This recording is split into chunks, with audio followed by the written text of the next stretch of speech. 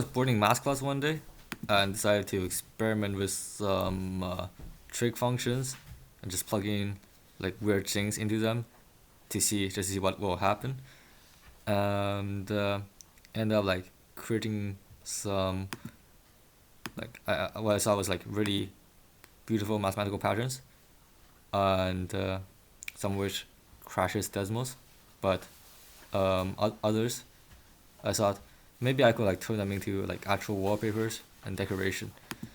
So that's what I did. I used a tool called Shader Toy to plug in these mathematical functions and turn them into actual values like brightness and and hue and saturation. So for example, here, how bright something is controlled by the exponent of the points x and the point y plugged into this function. And for example, if I can even do something like this, and it'll look a bit different. However, Shader Toy isn't really designed for something like this. It's designed to make much more complicated things. So I decided to make my own tool specifically designed to graph functions for to be eye pleasing and not really for math or for programming. So over the course of several months, I experimented and accumulated like several, or actually a dozen cool graphs I made with my little program. So you can see how, in this case, converted from the notation I used to the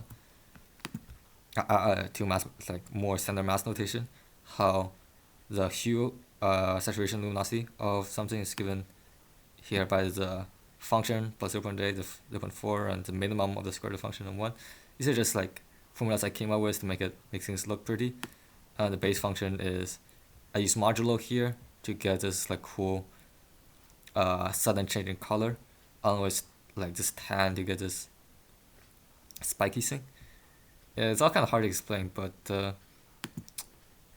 yeah. If you after you're using it for a while, I got a hang of it and like started to notice patterns. Like if you use tangent a lot, you can create some like cyclic circular symmetry, whereas if you use log of the absolute value of some coordinates, then you can get repeating cyclic patterns. Repeating patterns that like slowly like fade over with distance.